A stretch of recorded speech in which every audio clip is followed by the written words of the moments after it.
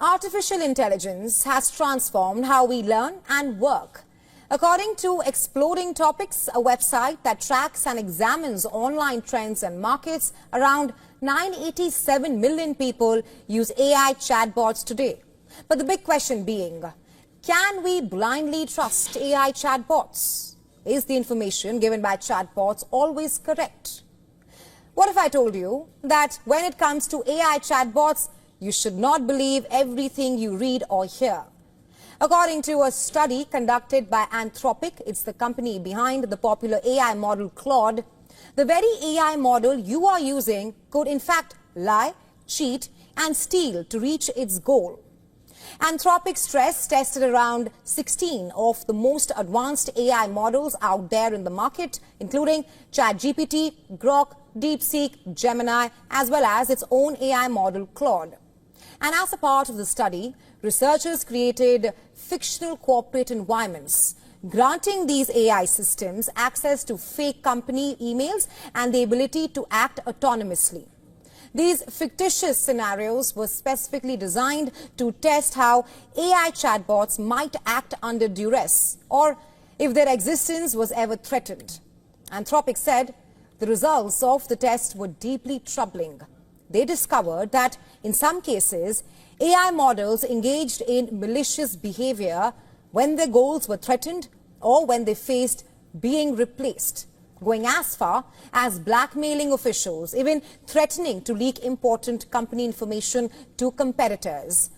Experts are calling this behavior agentic misalignment. They say that agentic misalignment is a stark warning that if not properly controlled, AI systems could in fact act against human interests to ensure their survival or success.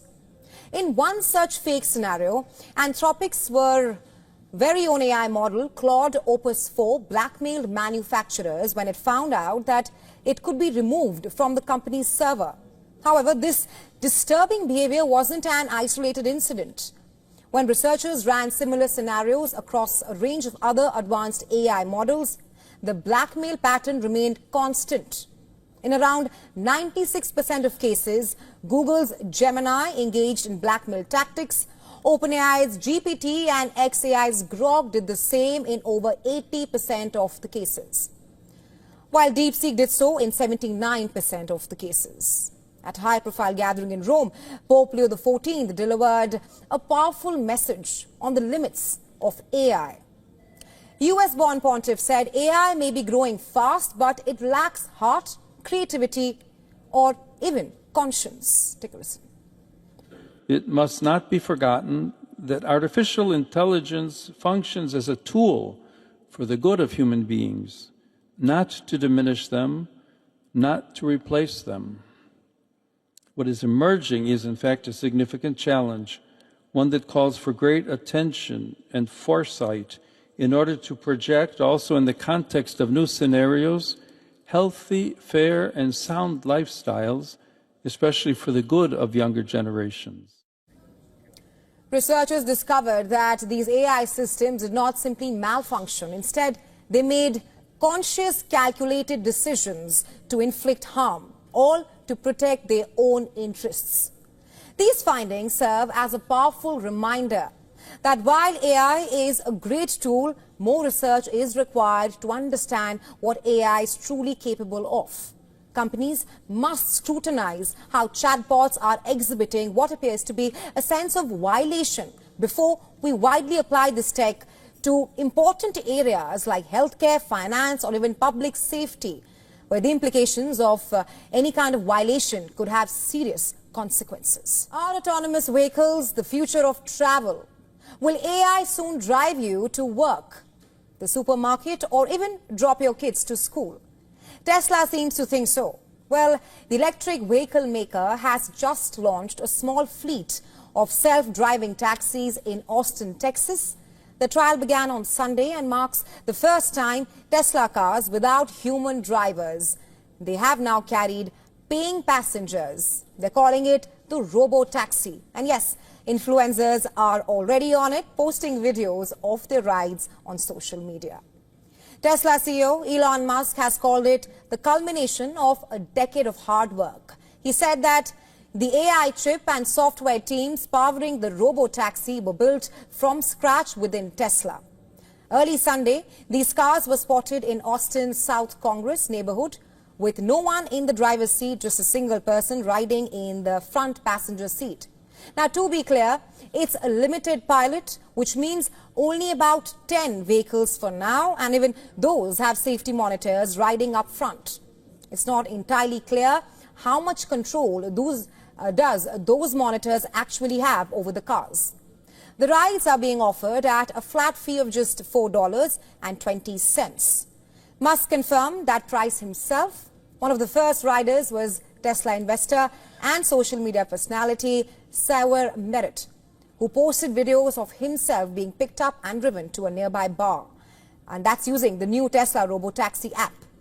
But scaling up this experiment, that's a different challenge altogether. Experts say Tesla still faces major hurdles in delivering on Musk's promises.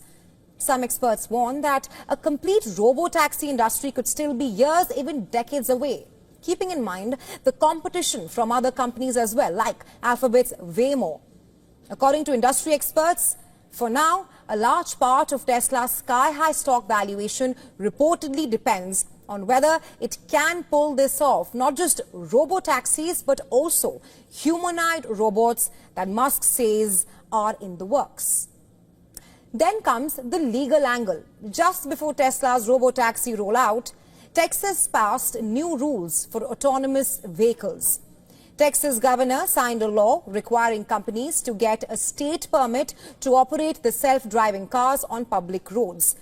That law takes effect on September 1st and gives Texas officials the power to revoke permits for any company deemed a public danger or a threat. Now, companies need to prove their tech is safe and legal. Apart from that, they also have to prove emergency protocols for first responders. Now, the law defines an autonomous vehicle as having at least level 4 autonomy, which means that the car can operate with no human driver under specific conditions. That's one level below full autonomy, where the car can drive itself anywhere, anytime. Compared to states like California, Texas rules are still lenient. One expert said that California permits are hard to get and easy to lose. In Texas, they're easy to get and easy to lose as well. As for safety, Musk says Tesla, and I'm quoting here, will be super paranoid, keeping the service limited to safe zones, good weather and no rides under 18. But commercializing driverless tech remains risky and even expensive. In December last year, General Motors' Cruise unit was forced to shut down after a major accident, and regulators are keeping a close watch on Tesla, Waymo and Zoox alike. Unlike most of its rivals, Tesla is not just using LiDAR or radar to guide its cars, it's just using cameras and AI to drive them. Musk claims that's safer and cheaper, but it still remains controversial. That's why questions remain. Is this the beginning of the driverless revolution, or just another big bet from Elon Musk? Well, that only time. Tonight on The Future of Everything, we've got some new UAP video from filmmaker and journalist Jeremy Corbell, who is standing by to break it all down. But first, here's a little bit of a closer look. This is a freeze frame. This is with some boosted contrast of what appears to be a disc-shaped object captured back in 2020, possibly somewhere over Afghanistan, Pakistan, the border there. Roll the video here. Jeremy says that this was filmed by some sort of asset, DOD asset, and forward-looking infrared shot from above looking down, and was, according to Corbell, the U.S. Air Force describing this object as possibly navigating through the clouds. There's no heat signature that you can see here. Nothing you would expect for a normal aircraft as it dips its way through. We're told the Pentagon logged it as a UAP, but so far it has not appeared on the Aero public list. That office tracking this stuff, whose official response to our request for comment was, quote, "We have nothing to offer." So Jeremy Corbell is the host of the podcast Weaponized. He joins us on set. Jeremy, good to see you. Welcome back. Good to see you, man. All right, so getting into this, navigating through the clouds, like I hate to even bring this up, but that sounds a lot like Jordan Peele wrote it in Nope, right? That's what we saw a little bit in Nope. What's going on here? What are we looking at? Yeah, so for a couple years of investigating this footage, right, making sure it's authentic, where it came from, that was the running joke, was that it looks like the movie Nope. What we're seeing here that's different than ever before, you know that I've obtained and released with George Knapp thermal videos of UAP. Now, our government has admitted some of what we've put out. They've admitted their UAP. I'll tell you this, I'm not saying it. That was in the original footage. It says UAP navigating through clouds. They called it a disc. I'm not even calling it a disc, but what you're seeing is first shape. I have never seen in all UFO history, when it comes out of military, an actual circular form. It was amazing to me. The second is the movement. When you see it make an abrupt turn from your left to your right when you're watching it. And the third thing that really was astonishing to me, this is in thermal. There is no heat signature of traditional propulsion. It is a perfect looking disc. Maybe it's an orb. I don't know, but I do know this. Our Air Force passively captured it. Then they said that this is a UAP. It is still designated a UAP.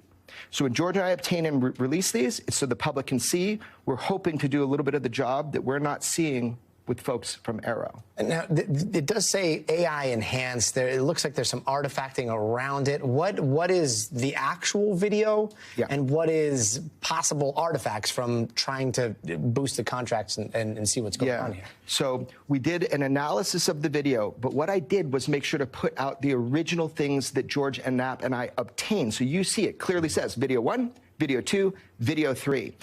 Our own government, because they've been studying this in the intelligence community since 2020, they did a sort of rudimentary, I would say, kind of highlighting or enhancement of it. And that's why you see like a white ring around it. This 2020 enhancement. This is like pre-ChatGPT, pre-AI revolution here. So what we did was we went in there just so people could see it better. We make it very clear, AI enhanced, because it changes the shape. It's a perfect sphere or a perfect circle, depending on angle of observation when you watch it. So what we did was heighten contrast, and we also made sure that you could see as it goes into the clouds. We punched in. So the military videos are the ones that are black and white. The ones that we tried to enhance so people could just see a little bit better of shape and movement is kind of more blue. And I mean, it's circular, and this is looking down at Earth, so you're looking at the clouds. Like, is there a chance that this is just a balloon? Right. So if you look at the movement and you look at wind, and this is why we put it out to the detectives online, but our military doesn't think so. Our military called it a disc. Our intelligence community has been at this since 2020. Now, look, when assets like this get out to journalists like me and George, you know, we're not experts at this, but we know and can report that our military calls us UAP, like every piece of footage we've put out. It's fascinating, man, and I think this rides on a much bigger and more important topic, which is that there are whistleblowers, and there are 3 who have confirmed to me, firsthand whistleblowers, that they will testify under oath publicly at Congress. Congress needs to respond to this video. It is time for them to respond to this, because I have people that are willing to testify at the next congressional hearing on UAP. Yeah, whether people like it or not, I mean, you have become the conduit for so many of these videos here.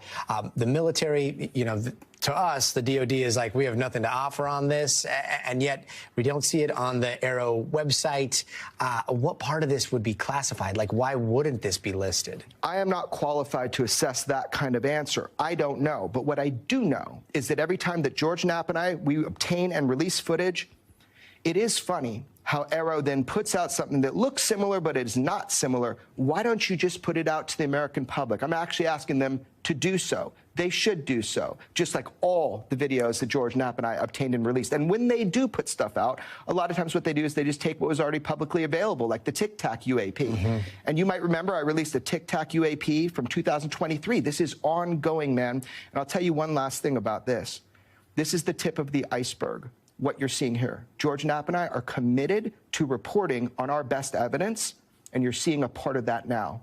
No, that means that you got more. That means that there's other stuff. I know you well enough to... I hope that the world gets to see more, better, diverse footage. I am not in absolute control of how the world receives things, but as a journalist, I am going to fight to get as much out as humanly possible. Got it. And real quick, what's the update on Capitol Hill? Like, sometimes it seems like there's progress being made towards some sort of disclosure.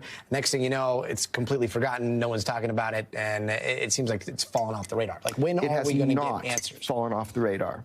So Representative Luna has a task force. Representative Burleson is being vocal. Representative Burchett is fighting the fight to get transparency on UAP because UFOs are real and they show us something. They demonstrate a technology that we cannot replicate. Even Aero has to admit that. So the American public wants to know, are we going to have hearings? And I'll tell you this, man, I have constant talks on a weekly basis with everybody organizing, including David Grush, who still works in government as a whistleblower now. He got a job working with UAP task force, or whatever they're calling it now. There will be more hearings. If they have courage, there will be more hearings.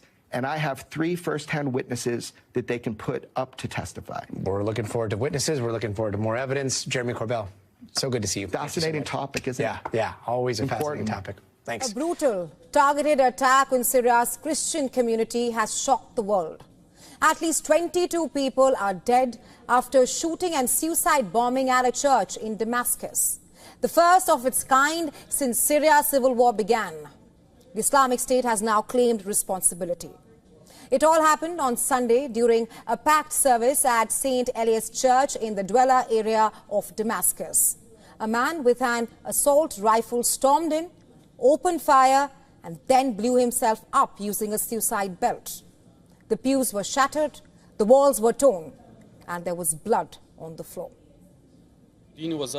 This is not the first time that the ISIS organization has attempted to target civilians with criminal acts. The Ministry of Interior has previously thwarted 2 attempted bombings, one at the Sayyida Zainab Shrine and another at the Malula Church through complex security operations. We, at the Ministry of Interior, are working with the relevant authorities to uncover the details of the incident, complete the investigation, and gather evidence to reveal the identity of the perpetrator.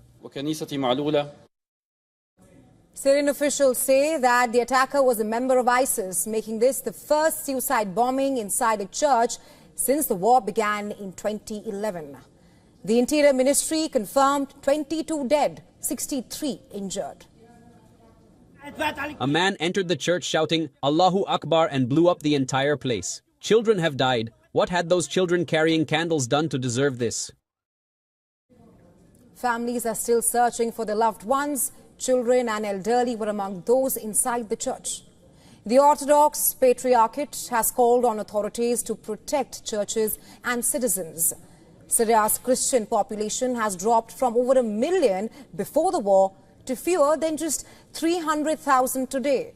Years of displacement, fear, and now targeted violence have taken their toll. The Islamic State has been behind several attempted attacks on churches in Syria since Assad's fall. But this was the first one to succeed.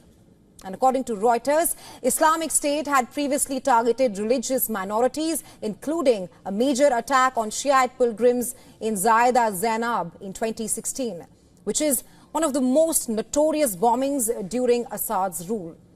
And this latest assault underscores the group's continued ability to exploit security gaps, despite the collapse of its territorial control and years of counter-terror efforts in Syria. I wonder why they target us. We had no benefit in anything that happened in the country. We only want for Syria to live in peace. We did not carry weapons. We did not stand against anyone. We did not ask for posts. No one of us wants to become a president. No one wants to be a prime minister. No one is approaching anything. Why does this happen to this peaceful people?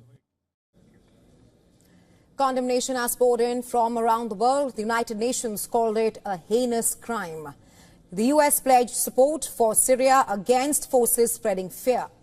Turkey and France urged unity and protection for all minorities. Greek Prime Minister called on the new government of Syria to protect ethnic and religious minorities. And Greece is primarily an Orthodox country.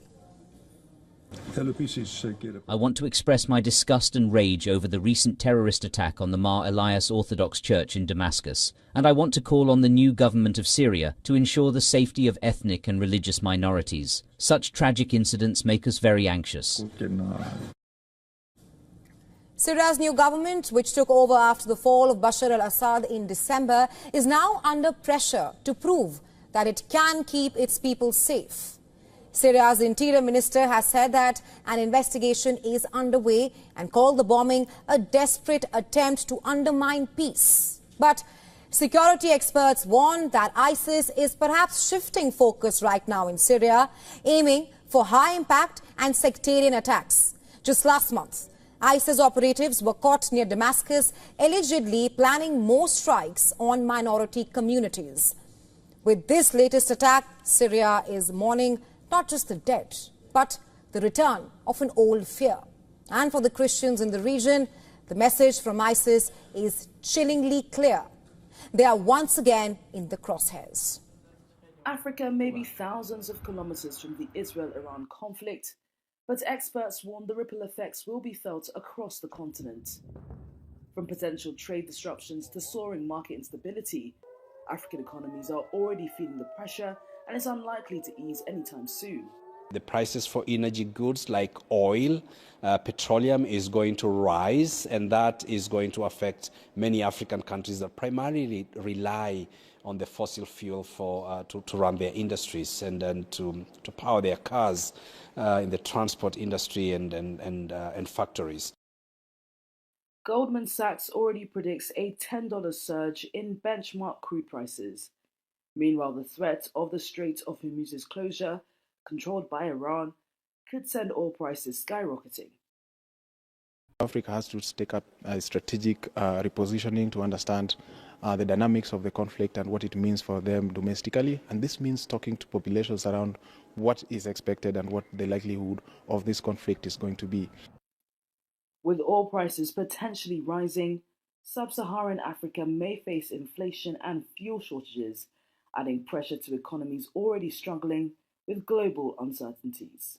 Is my colleague, she's in the newsroom. Rahesha, do you have any latest information on what is currently happening in Qatar?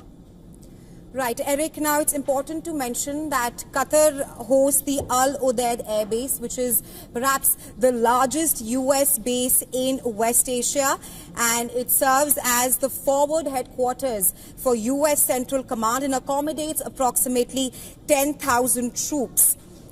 Iran has launched its operation, which is called Bashar al-Fateh, also known as the Enunciation of Victory, and it has started with striking the Al Udeid Air Base in Qatar as of now. Remember, it's important to mention that there are at least 45,000 US troops in West Asia as of now, with the Al Udeid Air Base being the largest US air base in West Asia. It also serves as the forward headquarters for US Central Command and accommodates at least 10,000 US troops. As of now, the statement coming out of Qatar is that Qatar has suspended air traffic as precautionary measure. Apart from that, Bahrain has urged citizens and residents to use main roads only when required in light of the recent escalation that we are seeing.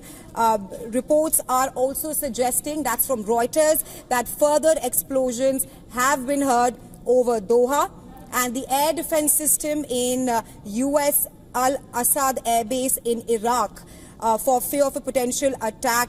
That has also been activated as of now. Just a short while ago, I did mention that the Iraqi airspace has been shut. But Eric, as of now, the situation is dynamic. We'll have to wait and watch how Iran takes this operation, which is the Enunciation of Victory, forward.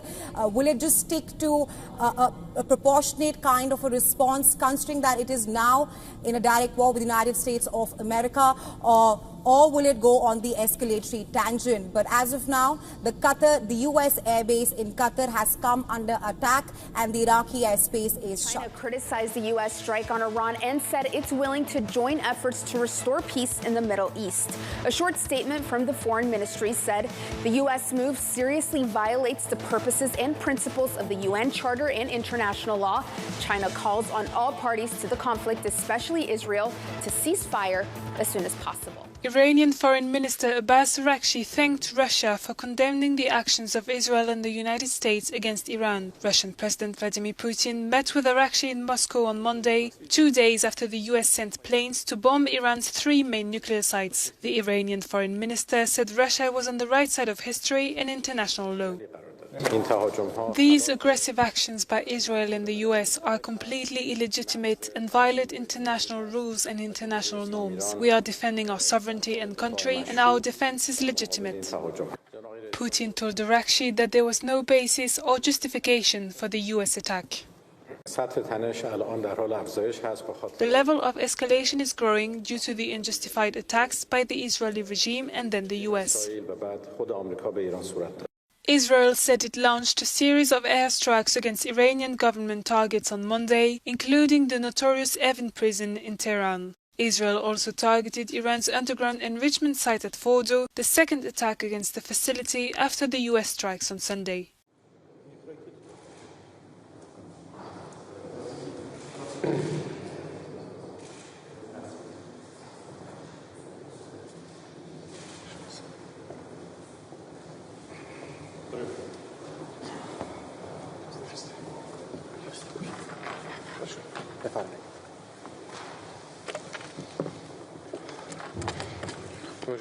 Esteemed Mr. Minister, I am very glad to see you.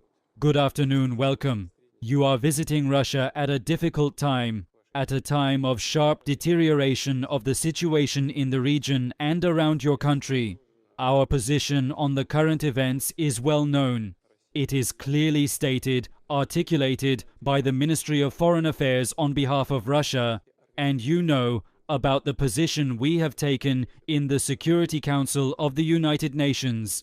The absolutely unprovoked aggression against Iran has no basis and no justification. We have long-standing, good, reliable relations with Iran. We, for our part, are making efforts to assist the Iranian people.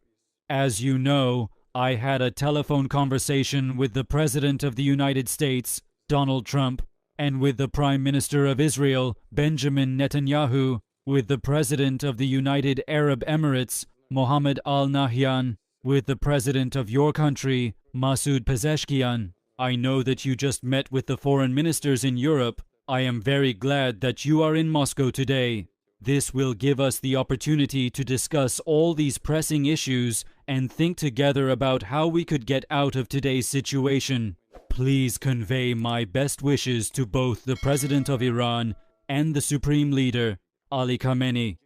Dear Mr. President, I am glad to have the opportunity to meet with you today. As you rightly noted, this meeting is taking place at a time when all the crises and issues in our region are only getting worse. We have very close and good relations, as you noted, and in recent years, our bilateral relations have become strategic in nature. We constantly consult with our Russian colleagues on a regular basis in all areas and issues of global security. In the area of Iran's nuclear program, the Russian Federation, as a partner, is building us a nuclear power plant in Bushehr, helping us in this area, as well as in matters of reaching nuclear agreements. The Russian Federation played a positive role so that we could reach good agreements, but you can clearly see that the level of escalation is only growing every day. Unfortunately, because they decided to attack us, our facilities, not only Israel, but then the Americans decided to attack our facilities. These aggressive actions by Israel and the United States are completely illegitimate and violate international rules and international norms, and we are now defending our sovereignty and country, and our defense is legitimate. We also wanted to thank our Russian colleagues and friends for strongly condemning these aggressive actions. Russia today is on the right side of history and international law. Also, the Supreme Leader and the Iranian President, Mr. Pezeshkian, asked me to convey their best wishes to you. I hope that today we will be able to discuss the full range of issues related to these events. US Vice President J.D. Vance has now locked horns with former Russian President Dmitry Medvedev. The war of words erupted over Putin's aide floating the idea of giving Tehran nuclear weapons. In a social media post, Medvedev said that several countries might soon supply Iran with nuclear warheads. He made the remarks while criticizing American military action against Iranian targets. According to Medvedev, nuclear enrichment and warhead manufacturing will not only continue but might escalate as well, with some nations allegedly willing to arm Iran directly. US Vice President J.D. Vance dismissed Medvedev's remarks, calling it bizarre. Vance stated clearly that he does not believe Medvedev speaks on behalf of Russian President Vladimir Putin or the Russian government at this point of time. Vance also pointed out that Russia has historically opposed the idea of a nuclear-armed Iran.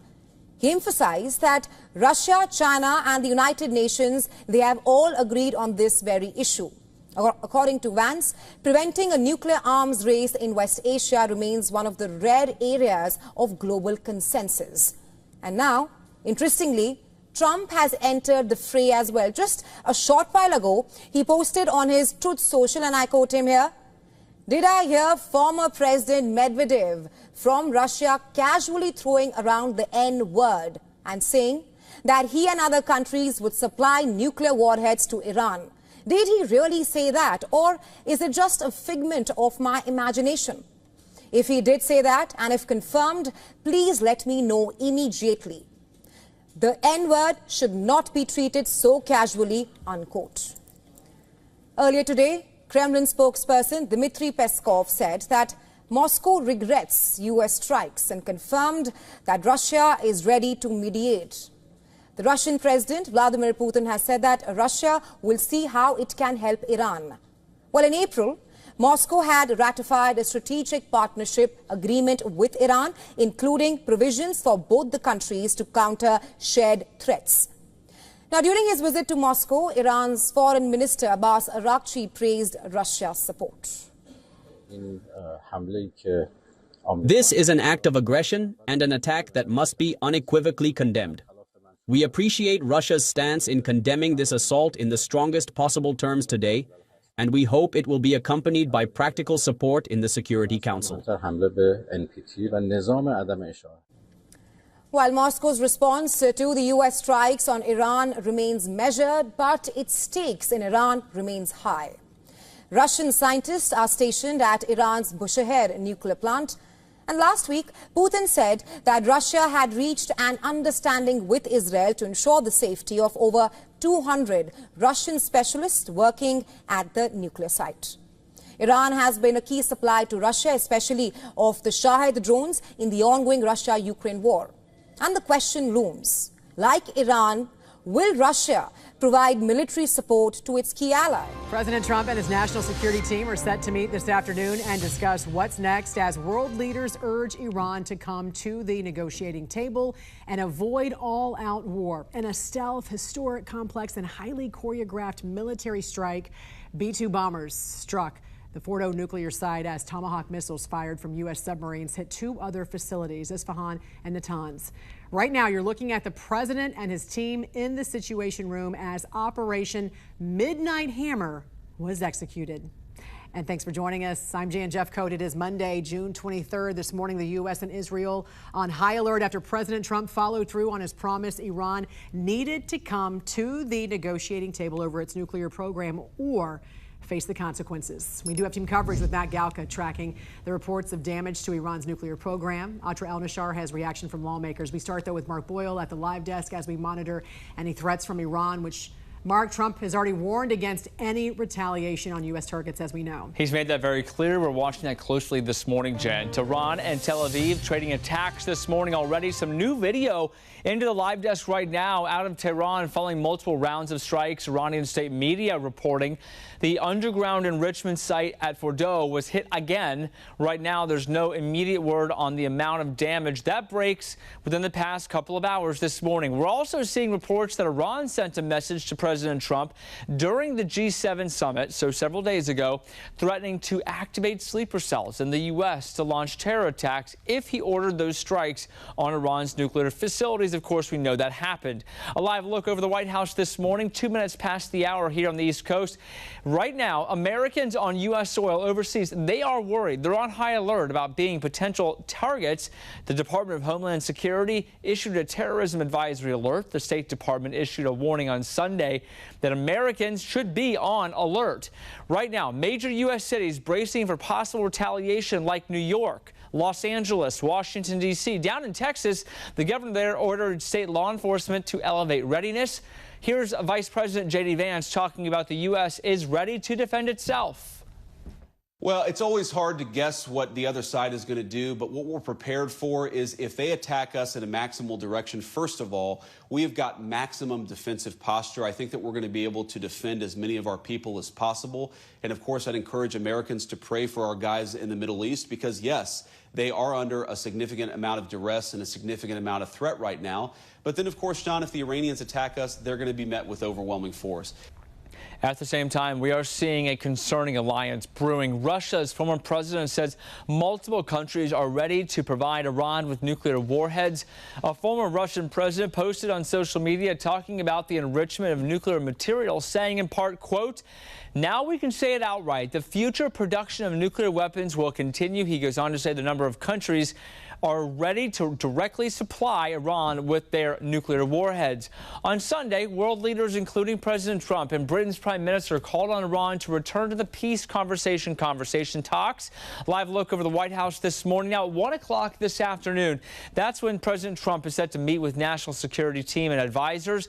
We'll watch that for you here at the Live Desk online. Well, I think the president certainly feels very good about what he has described as a spectacular success, but that success may now be determined by what the next days and weeks look like, with real concerns, not just here, but among the national security and defense community about the potential for retaliation. As my colleague Courtney will get into in further detail, the questions are, is it come in the form of Iran itself? Does it come in the form of Iranian proxies throughout that region? Or, as NBC News is now reporting, we have learned from multiple U.S. officials that Iran sent a private message to President Trump in the days before he gave the final order for those military strikes against Iran's nuclear facilities, that if he took such a step, Iran could respond with terror attacks inside the United States by activating sleeper cells, it says it has within this country. That message, we are told by those officials, those sources, was conveyed to President Trump from an intermediary during his visit to the G7, which took place in Canada less than a week ago. You'll remember the president left abruptly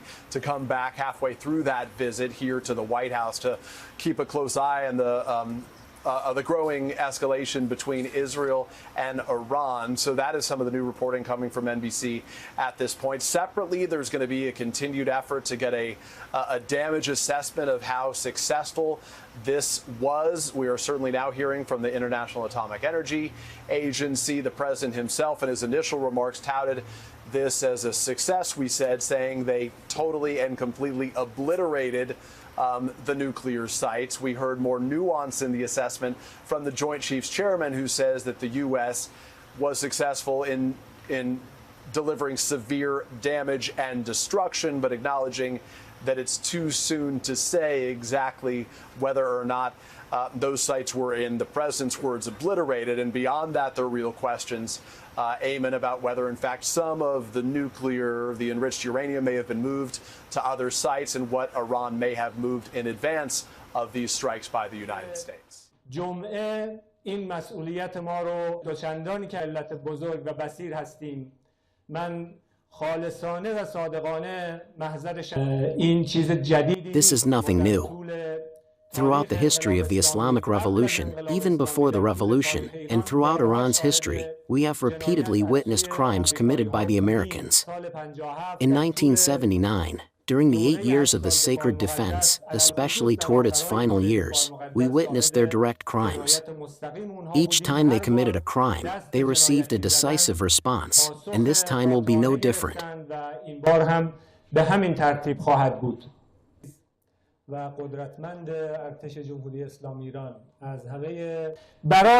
We will fight for victory. We consider martyrdom a great blessing, but right now, we are fighting for victory.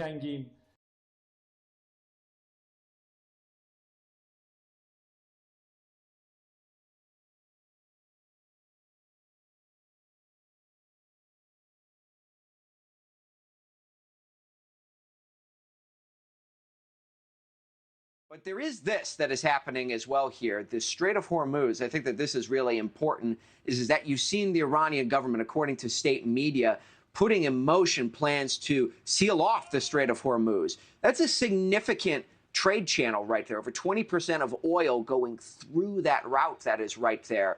Secretary of State Marco Rubio was asked about this today, in which he said that he believes that if Iran does make that decision, it would be a terrible mistake and, quote unquote, economic suicide.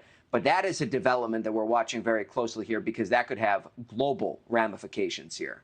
Connell? Yeah, I was saying earlier, Robert, it would hurt them being the Iranians. But the other country to watch with that is China, because China is the country that gets almost all of Iran's oil. China gets like 10, 12% of its oil from Iran, but that's like 90% of Iran's oil, I think. So see what Iran says if that, or what China says if that ends up happening. I think it's horrible. I think the U.S. is trying to, along with Israel, is trying to manufacture consent for a war against Iran, just like they did for a war against Iraq. And this is all because to let Israel continue its genocide of the Palestinian people. My families are there, my relatives are there, my friends are there. I don't want them to die. I don't want anyone to die. No one in the world. War has to stop. And I expect the United States of America, instead of arming people, arming nations to fight each other, to use its influence to stop wars, not encouraging the war. It's like he wants to end the world. I don't understand. It's this stupid-ass proxy war that he wants to win. At what cost? What's the end goal here?